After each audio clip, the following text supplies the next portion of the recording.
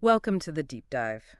Today, we're venturing back into the unsettling world of The Returned, that French supernatural thriller from 2012 that really got under the skin. It really did. Fabrice Gaubert's creation, wasn't it? Oh, Haute produced. It's stuck around in people's minds. absolutely. And it's a big one for A-level media studies students, isn't it? Definitely. For Adecor, it's that key non-English language text they study. Right, alongside humans. So, our mission today, if you like, is to really dig into The Returned. Yeah, looking at it through those key lenses: media language, representation, audience, and media industries. And we'll be focusing mainly on Series 1, Episode 1, but also thinking about, the wider context, social, historical, all that stuff. Exactly. Keeping that Idacor spec in mind all the way through. Okay, let's unpack this then, starting with media language. Genre, that's basically the starting point, right? The shorthand. Totally. For producers, it helps frame it for marketing, and for audiences, it sets up expectations. You know what kind of world you're entering. So, The Returned is a supernatural thriller. What kind of typical things does it do, and where does it maybe break the mold? Well, you've got the core idea, the uncanny interrupting the everyday. That's Mhm. classic. But the narrative isn't straightforward, No, it's really fragmented, isn't it, with those flashbacks to the bus crash? right? Beginning and end of episode 1. Mm. It drip feeds information. And you, the viewer, get that privileged position, like knowing about Victor's link to the crash before the characters do. Which is really unsettling. And what about those underlying tensions, the binary oppositions? Ah, yeah. Things like past versus present, living versus dead, illusion versus reality. Yeah. They're not just plot points, They tap into something deeper. definitely. Ideas about grief, acceptance, that feeling of unease, even light versus dark visuals contribute to that. And we definitely see those familiar genre moments, don't we? Like the unexplained stuff happening, Victor the Strange Child. The creepy kid trope, yeah. Ugh. And the apocalyptic weather, the thunder, those hushed conversations where no one knows what's going on. Slow door openings, flickering lights, all that classic stuff. And it weaves together different narrative strands. You've got the individual stories, like Camille's in this first episode. Plus the mystery of the dam, the whole community trying to figure things out. Exactly. And the impact it has on everyone. Then there are the stock characters. Victor as the creepy child, as you said, the returned themselves. Claire and Julie as those sort of maternal figures. Pierre is the authority figure trying to maintain order. And the pairings, like Julie and Victor, create instant tension based on what we expect from the genre. And the setting. That isolated town is crucial. Oh, absolutely. The ski resort, the empty roads, the mist. It screams isolation. Perfect for the genre, and good for marketing, too, that distinctive look. The visual language, the iconography is so dense, too, like all those mirrors and windows. Yeah, playing with reality, fabricated reality. Characters seen through windows, that sense of being watched, or looking at themselves, searching for something. Like Claire and Jerome watching Camille. Their shock is so clear. And that butterfly escaping the picture frame right at the start. Such an enigmatic little detail, signaling unease. And Camille's room, kept like a shrine. Speaks volumes about being stuck in grief. It really does. And if you apply, say, Todorov's narrative theory, Equilibrium, disruption, recognition. precisely. The equilibrium is the bereaved community. The disruption is the return of the dead Camille, the Costas, Simon. And that disruption has immediate tragic consequences. Monsieur Costa's suicide, Simon showing up for Adele. Right. That's the community starting to recognize the disruption. Mm. And the strange stuff, like the reservoir level dropping. But there's no neat resolution, is there? Not in this episode, anyway. It ends with that cliffhanger about Victor and the crash. Exactly. No return to equilibrium, which keeps you hooked. Now, you mentioned genre conventions, but genres aren't static, are they? They evolve. Not at all. They're dynamic, socially relative, and The Returned is a great example of hybridity. So it's a supernatural thriller, but what else is mixed in? Well, it definitely borrows from the zombie genre, the undead element, but without the typical gore. There are touches of fantasy, and it's also very much a domestic drama at heart. You could say it brushes against sci-fi, too, with these extraordinary events, but it feels different. Yeah, the key difference is that the supernatural, by definition, defies rational explanation, whereas sci-fi often suggests a potential future or scientific possibility, however far-fetched. Steve Neal's theory about repetition and difference seems relevant here. Very much so. The Returned uses familiar genre elements repetition, but the difference is crucial. Like focusing more on the psychological impact, particularly the loss and return of children, rather than just scares. Exactly. And the way the returned look and act relatively normal, Mm. that's deeply unsettling in a different way. The familiar made strange. There's also that aesthetic influence, isn't there? That French poetic realism. Yes.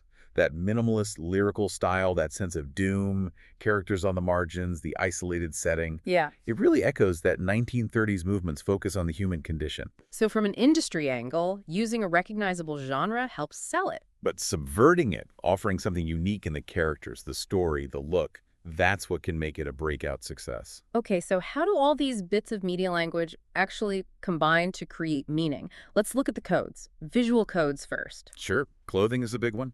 A quick way to communicate normal versus uncanny. And gesture, expression, Claire's shock compared to Camille's almost blankness initially, or Julie holding Victor's hand. Yeah, that has almost vampire story undertones. That immediate, slightly unnerving connection. And iconography and setting are working together all the time, the domestic spaces versus the wild outdoors. Reflecting those internal versus external tensions, that opening butterfly scene, Camille's shrine-like room, powerful visual storytelling. What about technical codes? Camera work? So important. Lots of close-ups, pulling us into the character's feelings, building tension. Think about Camille with her family, or with Lena.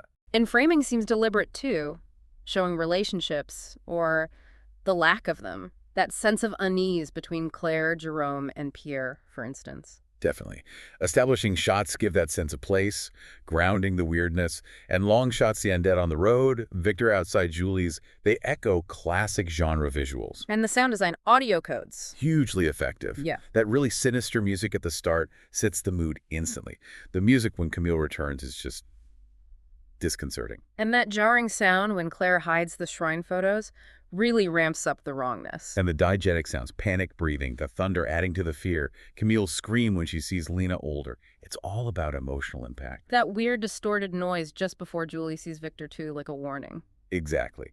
And dialogue, obviously, drives the plot, builds character, establishes genre. The group meeting gives us backstory and tension, and the returned asking questions, like Simon looking for Adele, highlights their strangeness and confusion. It all weaves together. Okay, that's a lot on media language. Let's shift focus to representation. Right. And the first thing to remember is that representations aren't reality. They're constructed. Mediated through all those codes we just talked about. Camera, sound, editing. Exactly. They make claims to realism, though. Surface realism. The sets, costumes, props look believable. And generic verisimilitude, it feels like a real supernatural thriller because it follows or plays with the genre rules. And it connects to cultural circumstances, too, like gender roles or maybe that allegorical reading about migrants we mentioned. And these representations aren't neutral, are they? They carry ideas, ideologies, and they position us, the audience. Precisely. The way the unknown, or the other, is portrayed often reflects anxieties of the time it was made. And we're encouraged to feel empathy for Claire, maybe sympathy for Victor. The construction guides our response. So thinking about gender representation specifically, lots of central female characters. Yes, but they often fall into quite traditional roles, don't they? Nurturing, emotional, Sandrine's pregnancy as hope, Claire and Julie as carers, Adele initially in the wedding dress, then becoming hysterical. The camera work sometimes reinforces that too. It can, yeah. Those close-ups on Claire's emotions, the way the camera might focus on Pierre as the one in charge during that meeting. Though Camille seems a bit different. She seems more active in trying to understand things. She does show more agency, that's true. Then you have Lucy, who seems presented very much for the male gaze initially, her clothes, her interactions. But her spiritualist role gives her a different kind of power, especially over Jerome. It does complicate it. And Lena, the rebellious teen, breaks stereotypes, but is still shown as vulnerable. And the men. Pierre set up as doxed, rational, in control. Jerome is interesting because he challenges that he's emotional, struggling, believes Lucy. Simon is the outsider figure. This links nicely to Stuart Hall's ideas on representation. Yeah. Stereotyping the other. Absolutely. Hall talks about how media often defines groups by setting them against a perceived norm, the othering process. And in The Returned, that living versus dead binary seems key. The allegory interpretation sees the returned as other. Yeah, feared, disrupting the equilibrium, potentially mirroring anxieties about immigration in France at the time. Linking them to the dam failing reinforces that idea of them being unnatural. What about feminist theories, like bell hooks? Hooks talks about feminism as a struggle against patriarchal domination. You could analyze how men like Pierre often hold the power, seem more rational, while women are more domestic or emotional. Lucy's portrayal could be seen through that lens of patriarchal oppression, too. And Van Zunen's ideas about gender being constructed through discourse, and Mulvey's male gaze. Exactly. Van Zunen would say gender depictions vary culturally, but in the return, you could argue the discourse reinforces quite traditional binary roles. Women often linked to domesticity, emotion, appearance. While men are active, rational decision makers, Pierre being the focus of others' looks, the intradiegetic gaze supports that. And Lucy being sexualized, then ultimately murdered in this episode. That fits a critique of women as disposable objects of male visual pleasure. Okay, this leads us towards media industries. How does a show like this actually get made and seen, especially being non-English language? Well, Channel 4, which brought it to the UK, is interesting. It has a specific remit from its launch in the 80s. Serve minorities, be innovative, the born risky idea. And it has a history of showing foreign language programs. The Return was a bit of a breakthrough in terms of popularity for a subtitled drama, wasn't it? It really was. Its structure is key, too. It's a publisher broadcaster. It doesn't make most shows itself. It commissions them from indies, like Hot Egg Court. And it co-produces with Canal Plus WAP. And it has that public service remit guiding it: innovation, diversity, debate. Exactly. Economically, it's publicly owned, but commercially funded through advertising. That creates a unique pressure and freedom. It invests profits back into content. Paid for by advertising, owned by you. We hear that a lot. But that model has been under scrutiny, with government talk about privatization. Could it compete better with Netflix, Amazon, etc.? But would that harm the remit? And the funding for the show itself involved French regional funds too, right? Not just Canal Plus and Channel 4. Yeah, co-productions often have complex funding. So once it's made, how do they get people to watch it? Marketing. Crucial for something new, especially non-English. You need to signal the genre, the story, who it's for. Channel 4 used everything: TV trailers, posters, online buzz. The campaign focused on that realistic world, but with a supernatural twist, trying to build intrigue. The trailer really pushed the genre hybridity and the quality drama aspect. Merch, the interactive website, they went all out. And referencing Canal Plus eases reputation, the awards buzz later on. Yeah. It all builds prestige. Then there's regulation. How does that work in the UK? Ofcom is the main regulator, holding broadcasters to account. But Channel 4, as publisher broadcaster, has responsibilities too. They self-regulate with scheduling the 9p meter watershed and warnings. But distributing globally must bring challenges with different rules. Definitely. What's acceptable in one country might not be elsewhere. Livingston and Lunt's theory is useful here. They talk about the tension between regulation that protects citizens, like the watershed, and regulation that serves consumers by offering choice. Channel 4 tries to balance both. But regulating global digital content is a massive headache. And Hesman Hove on cultural industries. Minimizing risk, maximizing audience. His ideas fit well. Think about integration.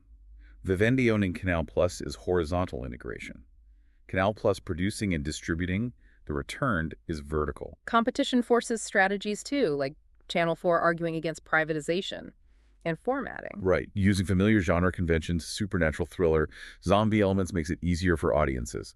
The marketing plays on the fear of the unknown within that familiar frame. And selling the format itself, like the US remake, is another risk reduction strategy. Exactly. Spreading the risk, maximizing potential profit. Okay, final big area.